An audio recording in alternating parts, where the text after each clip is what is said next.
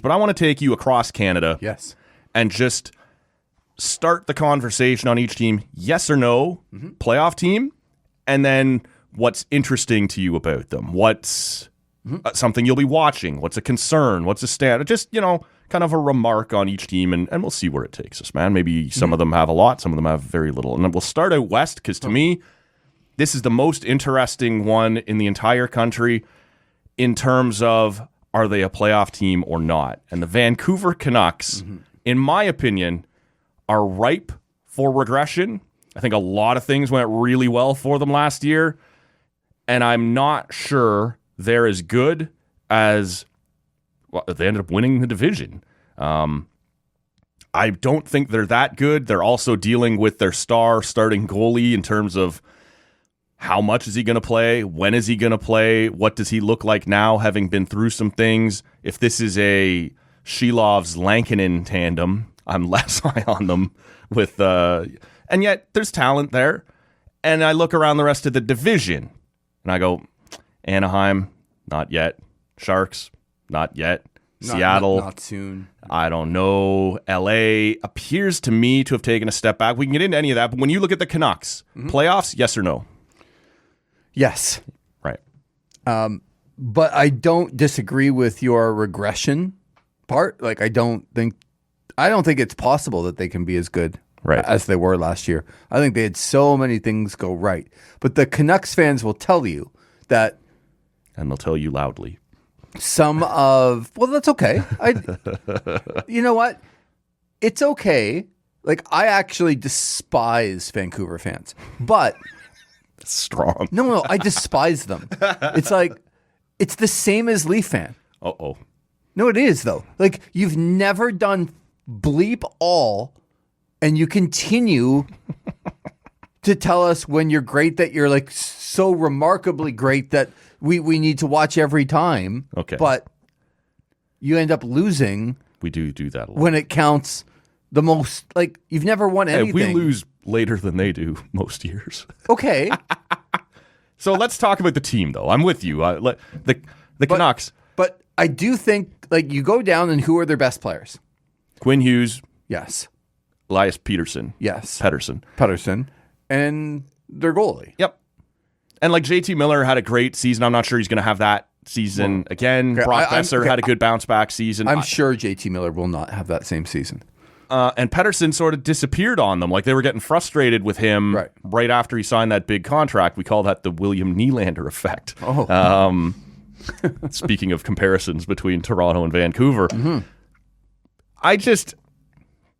there's talent there. And Rick Tocchet, I thought, was overrated, overhyped coming in.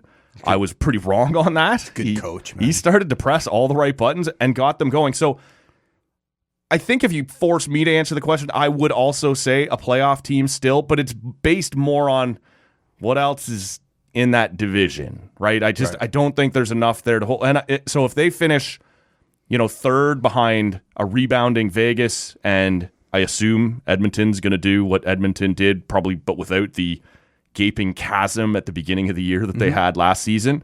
So I think they're probably third in the division, but I don't look at them as elite. I don't see them going 2 rounds deep in the playoffs again. I don't have them as a division winner or anything like that. And I think it's kind of my point on the team. Like, JT Miller's never going to have the year he did last year. I think that's right. And Besser, I like him. Yeah. And I just don't know how to evaluate him sometimes. He's very up and down. Yeah. Now, he's been through some personal stuff. For sure. And there was a while where he had asked for a trade out. That appears to have been rescinded. I guess he's happy again there now, and that's fine. But what is he? I don't know. But my point with this team is their 3 best players and their coach. So Quinn Hughes, Pettersson, their goalie, Demko, and the coach. Demko he was gone forever. And may yet still be for a while. Yeah, but he'll come back and I think be a bigger part of the team than he was last year. I thought Quinn Hughes was just okay last year. He had big dips. Oh, man, those people had him up for the Norris. Yes, but he had big dips. I think he's going to be a more consistent player this year. Okay. And I think Pettersson's obviously going to be better. So I look at where they need to be strong, and I think they got to where they got to last year without a couple of their best players being at their peak. Right. And their goalie not there. And it really showed you what coaching can do. So I think Rick Tocchet's a really good coach.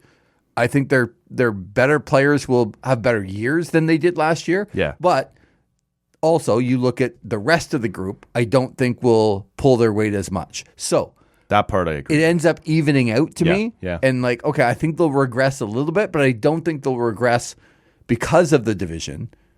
I don't think they'll regress down to struggling to make the playoffs. Okay. Let's head to Calgary. There are not a lot of interesting storylines in Calgary.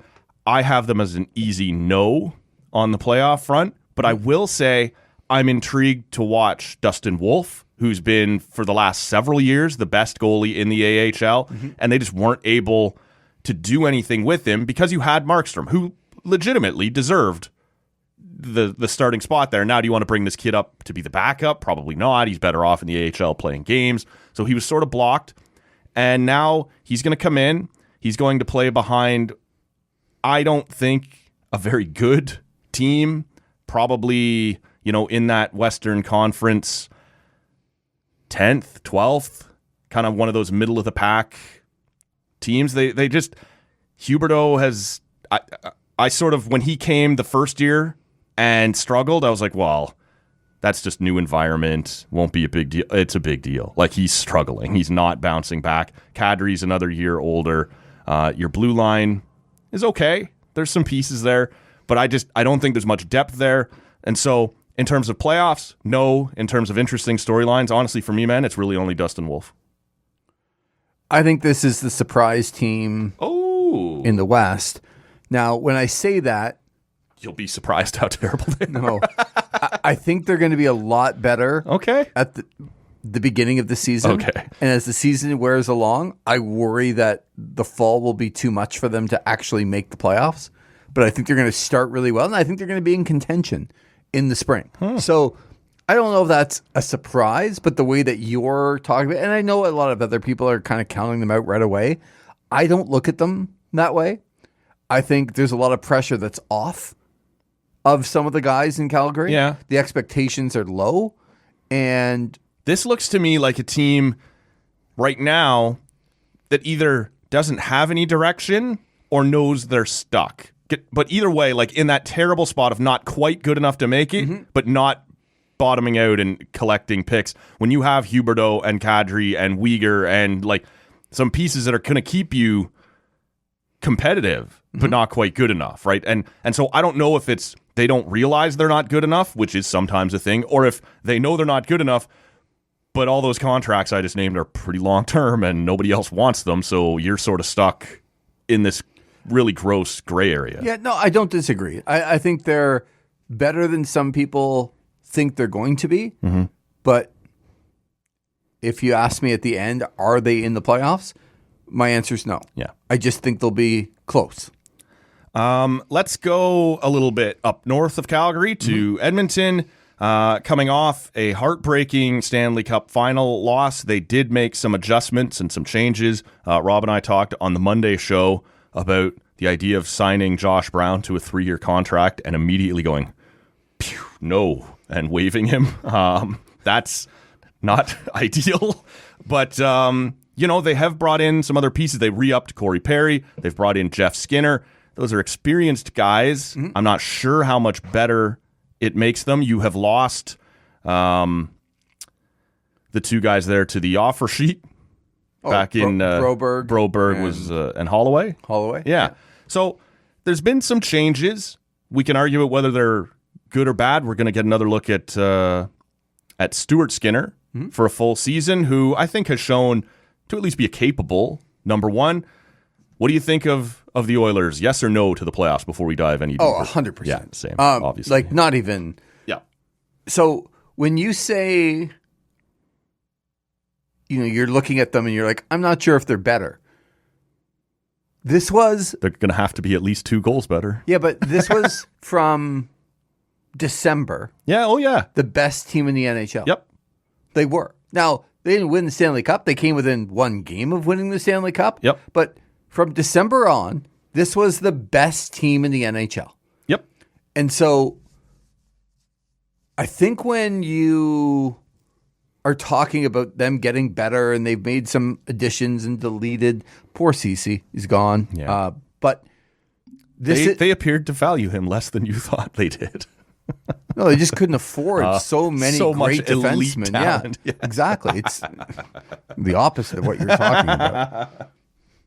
So this is the best team in the West because they have the best players. They have the 2 best players. Math checks out. What? In theory, we're the best team because we have the best players. I think there's some logic to that. Okay, yeah, right. And from December until June, they were the best team in the NHL. And they came within 1 game of winning the Stanley Cup. Mm-hmm.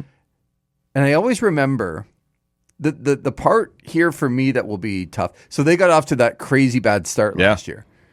That will be not only not happening again, it'll probably be the opposite, where they are so hell-bent on... Do you worry at all about... I know when you win the Cup, they call it the Stanley Cup hangover. The Oilers had to play every bit as many games as the Panthers and didn't get the championship. Does that make you more hungry, or does that slow you down? So it worries me in the middle of the year. And I'm going to go back to a situation that I think a lot of our listeners can understand and relate to. In 2007, the Ottawa Senators went to the Stanley Cup and had one of the greatest rides. Alfredsson scoring in Buffalo, and they go and they face Anaheim. Do you remember what happened at the beginning of 2008? No. They began the season, I want to say 15-2-1. It's pretty good. They were like the coach of the All-Star game in 2008 was John Paddock, who took over for Brian Murray. It's almost hilarious. Right? He was the coach of the All-Star game. Where are you at, Corey Clouston? That would be later, not yet. John Paddock got fired that year. Yeah. Well, because it had been Brian Murray who came down and coached them to the final, right? Yes. But my point, he didn't want... I'm just flushing it out in my own head. He didn't want to stay coach, so he moves back upstairs, hires the new coach. Well, yeah. He probably should have stayed. I wouldn't say not wanting to. I would say... He was being advised not to. I would say that that would probably be the case. Okay. So... Strong advice. Yes. It's a simple conversation when you have owners like in New York with the Jets and the former owner of the Ottawa Senators. No, but they're all the same. Yeah. Point being is the Ottawa Senators were way out in front, and in October, November, people were crowning them. If you want to crown their asses, crown them. The next Stanley Cup champions. They've been there before. Mm-hmm. They came so close. Mm-hmm. Now they're the best team in the NHL. And it went sideways. Like I've never seen. I mean, I covered that team. Right. Sideways. And when things started to go awry, oh my God, they could not fix it. And then they fired the coach, and then guys went rogue. It was just awful. So I think there's a cautionary tale there. I think the Oilers are going to start really strong. Mm-hmm. And I think everyone in the first 3 months is going to call them, okay. The Edmonton Oilers revenge tour. Well, no, but this is McDavid's mowing time. Everybody down. Yeah. Like and everyone will give you the stats of, since last December to this December, this calendar year from December to December, this team is like all-time great. And then you get to the dog days and guys get a little tired and you're sort of disinterested on a Tuesday in Columbus in December. So what they do at the deadline to reinvigorate themselves and make themselves a better team, because teams now, if you look at the contenders in the West, they all will be planning all year long on how to stop McDavid and Draisaitl in the playoffs. Right? If we can, I think that's right.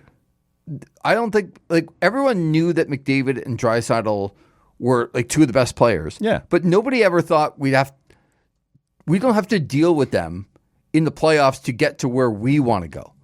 But now you do. Now, as GMs and players of other teams, you have to go through the Oilers to win. How are we going to do that? How do the Oilers respond to that in the spring will be every question I have. But when you ask them if they're going to make the playoffs, of course they're going to make the playoffs. Just to stay on them for a second, is there anyone at all in the West, when you say, the other contenders in the West that are going to want, I kind of look at it like it might be only Dallas left who can hang. I'm not sure Colorado still has the depth. I think we're going to see Landeskog this year. Anyone's guess what that looks like after 2 years off. Can he get back up and going? You sub out Kadri for Ryan Johansson and then later for Casey Middlestat. I'm not sure that's quite the same. I just don't know if Colorado is still quite on that level. I think they can tear up a regular season and make some noise in the playoffs. I'm not sure they're still quite on the Oilers level. Vegas, again, you keep tearing pieces off. Now, if everybody's healthy in Vegas, which is always an interesting, and sometimes they don't want you to be healthy until April. Hey, if you're good enough to make the playoffs without people all year long, good on you. But they do now have for a full season Hurdle, which is a hell of an ad. We'll see. But I'm not quite certain if they're on that level. I think it's Dallas and Edmonton. I think a clear cut above everybody else. I couldn't agree with you more. Yeah. We always thought, I think, watching teams in the East, oh man, the West, they can skate. They're high flying. They're the teams like, boy, when you face the Western Conference, I don't look at the Western Conference now and go, no, not anymore. Like, for the longest time, the Sharks, the Blackhawks were killers. God. The Blues were killers. The Kings were would grind the hell out of you. The Ducks were great for a long time, right? So anyway, I don't look at them like that at all anymore. No. So I think you're right. There's a clear separation. I think Dallas probably is the best overall team going into the year. And then I think the Oilers, because of what they did last year and the experience, and it's not only that they got that far, it's that they started so poorly that I don't think it's going to happen again. And the depth is the thing. Like, Dallas is a depth team, and if they have an off night, it probably stays an off night. Whereas if the Oilers are having an off night, when you have Draisaitl and McDavid, there's at least a reasonable chance one of them's just going to go off and have one of those crazy nights, get 3 points, and a game that any other team loses 3-1, you've somehow won 4-3. Exactly. That doesn't happen for everybody, right? So I think it's Dallas, Edmonton. Yeah. Colorado's an interesting look this year. So is Vegas, but there's a lot of teams that are in that mushy, I don't know that they're that good. Right. The Vancouvers, the St. Louis's, the Winnipegs, we're about to talk about. Yeah. LA. What are you? You've made the playoffs every year for a few years, but you're not getting any better. Now you're going to be without Doughty for a while. Let's take it to Winnipeg, because to me this is the first. I was going to say it's the first one that's a really interesting one. We sort of agreed that Vancouver will make it, but with taking a step back. To me, Winnipeg is a bit of a coin flip. I'm going to say no, and I never thought last year they were as good as they looked. And when the playoffs rolled around, we saw that in a hurry, right? Like, Colorado was just pounding those guys. And a goalie is part of your team, so you're full value for having them. But there are a lot of nights where Connor Hellebuck makes that team look better than they are. Or even if it doesn't in the moment look better, you're still coming away with 2 points because he shut the door. And when he couldn't do it in the playoffs, things came apart fast. They've got pieces there. Kyle Connor is elite and maybe the best goal scorer in the league that we don't talk about. The defense, for me, question marks. Cole Perfetti taking a step yet? Are we going to do that? What is Scheifele going to do this year? There's some guys there. There's some talent there. And again, if it's soft, if the division stays soft, then they got a shot. I'm just not sure it's going to, because I also think Utah, I'm not laying a lot of money on it, but I could see that being a team who takes the next step. They have had for quite a while, a lot of young pieces that have accumulated, built up. They had an interesting offseason when they went out and they go get Sergachev and Moreno, which at worst is a very good number 2 pair and could be on a competitive team, maybe a number 1 pair. And when you suddenly add that much depth to your defense, you already have a Logan Cooley coming up. I don't know, man. Maybe there's going to be some energy there. I'm intrigued by them, and they might, in my opinion, be ready to push Winnipeg out of that playoff spot. Okay. Winnipeg will absolutely 100% make the playoffs. Okay. And I appreciate you letting me get all that out when you were sold on. No, I am. And I'm like, dude's talking about Utah, and I don't know why, because Winnipeg, to me, had the ultimate, like, turn it around year. And everything, I know people are disappointed about what happened in the playoffs, and they came up against the wrong team at the wrong time. Mm-hmm. But they have some good pieces. They played really well last year. I think they got pieces in that they thought could help them in the playoffs. It just didn't help them against that team in the playoffs. Yeah. I think...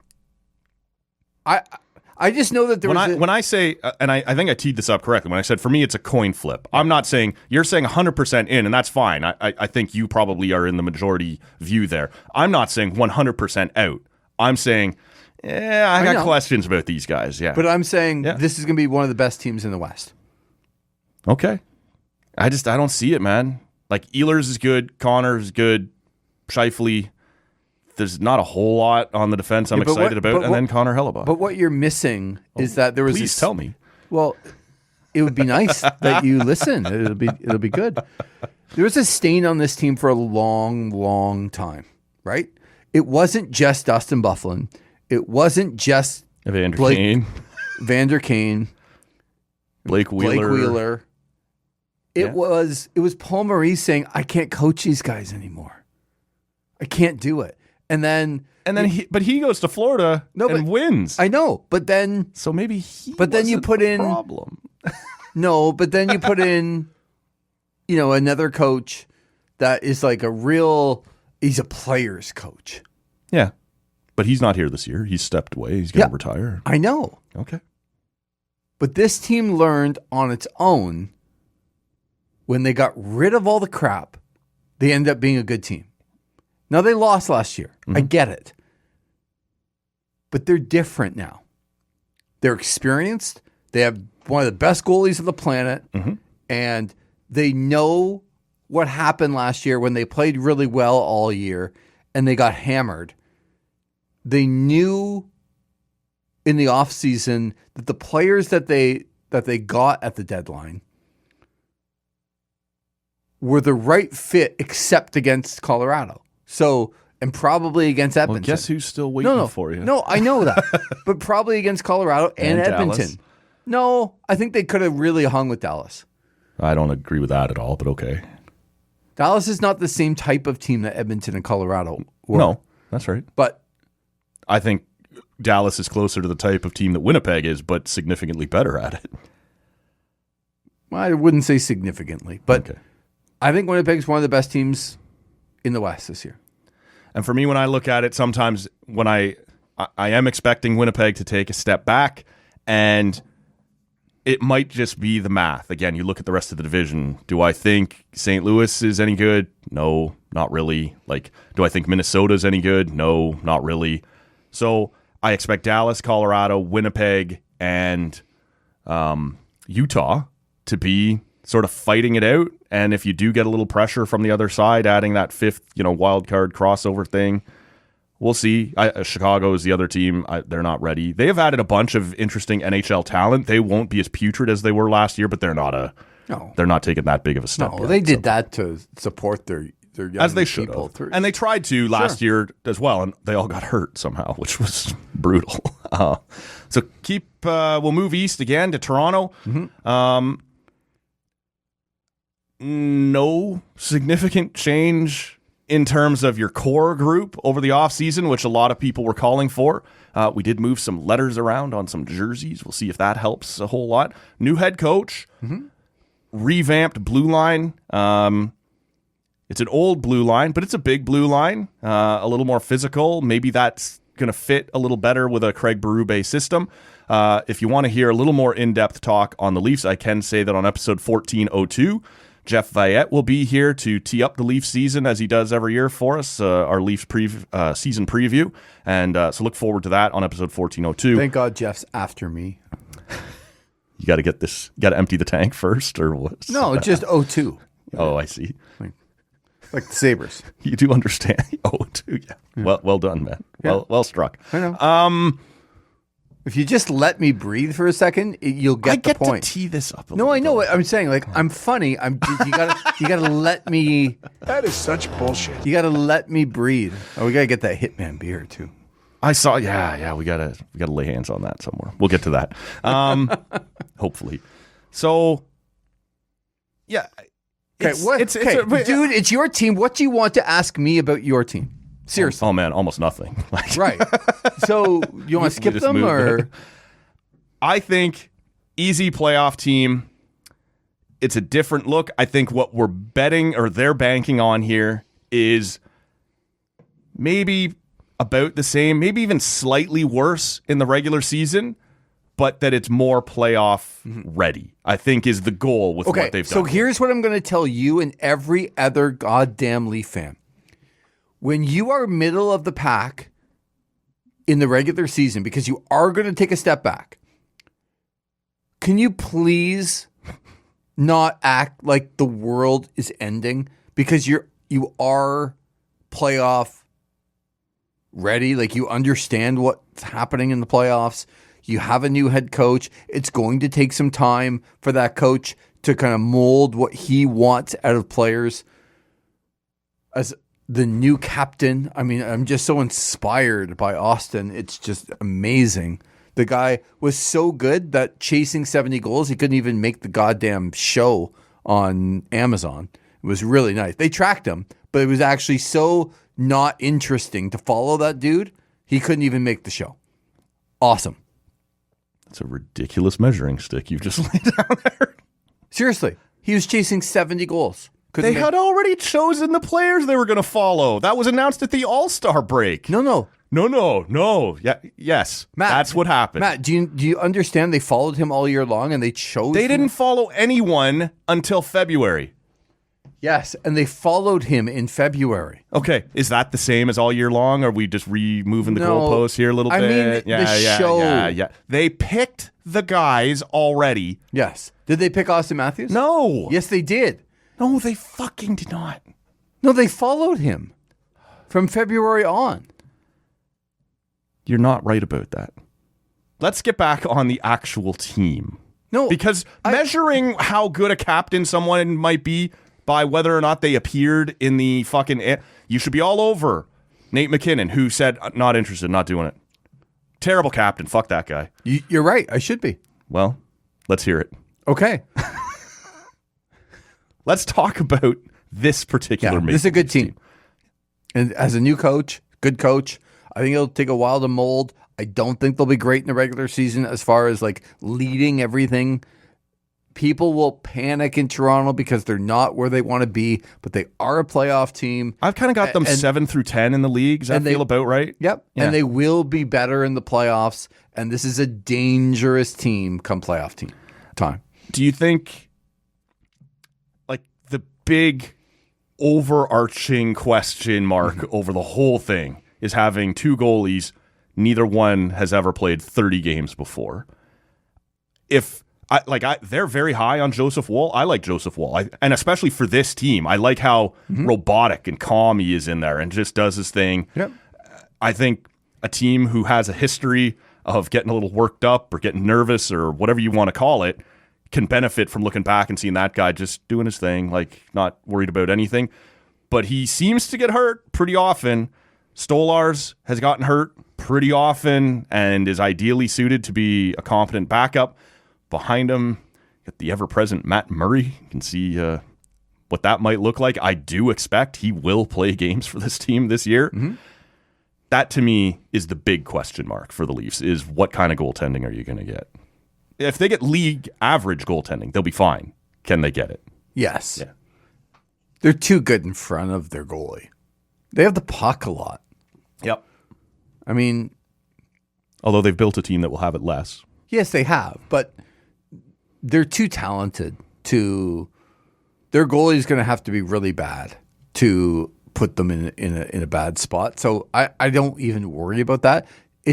To say that people get injured a lot is, you can go back on history, but if guys are healthy, to say that they're going to, I'm not saying you are. I'm just saying to predict that people are going to be hurt. If your name's not Dominic Hasek, then I just don't believe in that.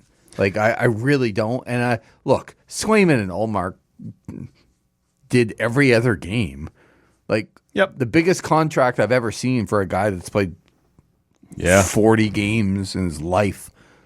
Well, why don't we move up the highway to his new home, the Ottawa Senators? I should also mention we will have our Ottawa Senators season preview with Graham Nichols. That'll be episode 1403, dropping on Thursday morning, the day of the Sens season opener. I believe they're hosting the Panthers, is that right, on Thursday? So Graham Nichols will join us for that one, take you through everything about the Ottawa Senators. He's been hanging around the rink a lot more. That's been cool to see. He's been doing some work for the Hockey News, and our mutual friend, Ghost Presence Ian Mendez, has opened the door to some of some of these to some bloggers, to some podcasts. Like, he seems more open-minded, which is great to get some different perspectives. Look, the team, I think, and look, Ian's a big part of it. Yeah, I'm not going to give him full credit, but the team's philosophy has changed clearly. Yeah, right, for the better, because you see coming in hot. Yep. They're live at the rink. You see all kinds of different ways that this team never operated before, that people have access that never had access before. Right. And there's a fine line, right? Of course. Between getting... You need to be able to bring some people in who are going to have some professionalism. It can't just be the Wild West, but it's good to see those doors open up. But you also, to me, the bigger danger is having people that are so happy to be there because they've never had access before, that they end up fanboying all over the place. Yeah. Oh my God, this guy's great. This guy's so good. And it's like, no. Yeah. So you're right about that. So we'll see. Like, I think that's a really good philosophy. And Ian and Sylvain Saint Laurent, who is like one of the best people I've ever met, and the new philosophy of the organization, the fact that those two guys, Ian and Sylvain, are handling the communications is incredible. Now, how that management group handles criticism from new people, I will be interested to see. Do you still get to see those people on those platforms if they're critical? And that will be interesting to look at. So that's kind of like a league or sports-wide thing. Of course it is. Where that's where broadcasting is moving. Yep. And how much power do people have? I just think that's an interesting topic. So Graham Nichols has been one of those people who's been welcomed in. He will be on the show, episode 1403 on Thursday morning, to tee up the Sens season. Yes or no on the Sens in the playoffs? Sens are a playoff team. Look at that. That is strong talk. It's not strong. It is strong. This team has missed the playoffs for 7 years. Yeah. They now have... It's a strike against, isn't it? Yes. But just like the Leafs... This could be interesting. No, not just like the Leafs. But they have a new coach. Yep. They have a new goalie. Yep. That they expect a lot from, and I think they're going to get from. Mm-hmm. And rejigged the D a little bit. Did you get a better player than Jake Chychrun? No. Did you get a better fit? Yes. Like, that's big, right? How are we going to set this up? So when there's so much focus, like hyper focus when you're in the market on, and I joked about at the beginning of the program about the third and fourth line and the 6th, 7th D and, what's going to happen with the depth. Am I sold on their 560? No. But every team's got flaws in the cap era, right? Exactly. Nobody's got the perfect roster. This team, to me, has the right coach at the right time. He's a hard ass. He doesn't put up with crap. And if you are not playing well, he does not care who you are. And that's different from an Ottawa perspective than they've had previously. Yep. They have a number one goalie that I think when you listen to that guy, I want to listen to him more in Linus Ullmark. I liked he slapped down a certain question the other day that I found very enjoyable. That maybe. Yes. Have you done all you can do in the preseason? Like, have you accomplished all of your goals? Like, what a dumb question. Seriously. Yep. Have you accomplished all of your goals? We haven't played a game yet, was his answer. And it was the right one. Right. So, But I love that. Of course. I'm not going to agree with everything that he says. no, but if you want the standards to be raised around here, then let's get past that nonsense and let the guy get into some games and play and expect a fiery competitor to have a fiery answer if you lob nonsense like that at him. So I've got them very similar, in my opinion, to Winnipeg. It's going to be right in the mix. I actually said, and I'm not feeling great about it now, about a week ago, both Ottawa and Buffalo will pass Detroit. And if you recall, Detroit was right there on the verge. Oh, don't worry about the Sabres going up against the juggernaut Stanley Cup winning New Jersey Devils. Don't judge them against greatness. And then they come home 0-2 and you're don't boy. judge that. So I did say to Rob, I'm just going to put it on the record with you as well. Sheldon Keefe this year is coach of the year. Oh, this is I've already bet on him before. This like 2 is months the ago. way this stuff works. When right? he got the job, I bet on him to win coach of the year. See, not until he got Markstrom. And I guess I don't remember in which order that happened. But there are criteria for this stupid award. It's a team that finished poorly and then suddenly finished good. That guy is going to be in the mix. A guy who, usually we always say, show me a good coach, I'll show you a good goalie. Hey, look, Markstrom in town now. And can we twist the knife a little bit on Toronto and be like, I think Sheldon all of Keefe's these. yeah. He is a good coach. He's a good but coach. I think all the ingredients for the coach of the year soup exist in New Jersey. Jack Hughes got hurt last year. They had no goaltending. Dougie Hamilton is back in the line. Like exactly. That guy might be in the Norris mix again. Dougie Hamilton, Jack Hughes got hurt. They had no goaltending whatsoever. So all I'm saying, I'm not saying that this is out to get anyone. No. I'm just saying the ingredients are all there for Sheldon Keefe. 100%. I guess we can talk about New Jersey another time. As we stay in Ottawa, for me, they're in that mushy middle, could go either way with Winnipeg. So I said them and Buffalo would pass Detroit and be in the mix. I think there's a chance, looking at that other division, the Atlantic, that we're the Atlantic, that the Metro only gets 3 teams. And I think if that happens, if Ottawa is 5th and crosses over, they can get in.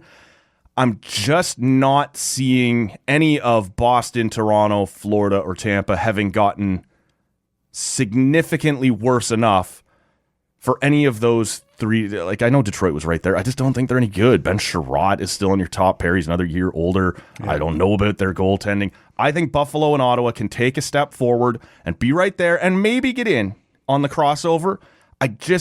They're coming from a long way back to have to pass any of those first 4 teams. Yeah. I mean, when you look at like you're saying they're in. When you look at stats, that's true. I don't care how they finished last year. I care who their coach is. I care who their goalie is. I care how they... That's all reasonable, but who's coming out? Who's coming out? If Ottawa's in, who's out? Oh, I think Tampa's out. So they did lose Sergachev, and they replaced Stamkos with Gensel. Like, to me, Gensel for Stamkos is probably a wash at this point with Stamkos' age, and that I do worry about Tampa's D a little. Vasilevsky, though, last year wasn't as good as he normally is because he missed a bunch of time with that back surgery. Took him a little while to get back up and going. I don't think Tampa's still a contender, but I do think they're still a playoff team. Obviously, you disagree, and that's fine. No, I just think that they're at the end. And I think when you have 2 teams... Tell you what, for me, if Josh Norris stays healthy, Ottawa will be right there with Tampa battling for that last playoff spot. But again, if he doesn't, I'm going to I base all of my predictions on people being healthy. I don't predict... no, you're right. You have to. I don't predict, personally, people to get injured. And then what are you going to do after that? If Linus Ullmark or Austin Matthews Mark Scheifele or whatever goes down on night 1 for 6 months, but that team's boned, right? Like it's over on night 1. And that's the truth about a lot of sports, except Kansas City in football. But apparently. But if you lose your starting quarterback, look at what's happened with Tua not playing in Miami. Yep. So you lose one guy. I think Ottawa is deep up front. I worry about their defense, but I think Shabbat's going to have a better year, and I think Allmark's going to clean up a lot of crap that, like last year. Again, we've been over this all the time, but the fact that 21 times in the year they let in the first or second shot of the game and had a save percentage of like 880 throughout the regular season, that's insane. And just sewers your confidence for They everybody else. would have made the playoffs last year with goaltending in the 15 to 17 range. Yeah, just middle of the pack. Middle of the pack. Yep. Now, that's easy to say, and you can't just say, oh, well, if they had this, because obviously there are other factors. Yep. But they have upgraded their goaltending significantly. More importantly, the biggest change, Rick Tocchet made such a difference in Vancouver. Travis Green is going to make a mountainous difference in Ottawa because it wasn't a country club. It was DJ had his favorites. Yep. And it didn't matter what they did when they didn't play well. Well, so For Travis Green, Jacques came in, and there was initially a bit of a uptick, and then it went right back. Like, did they not respect him? Was it just, we know you're not here to stay? No, no. I actually think the opposite. I think Jacques did a great job. So why now do you expect because a during new coach to get their attention if the last one didn't? No, I think he got their attention.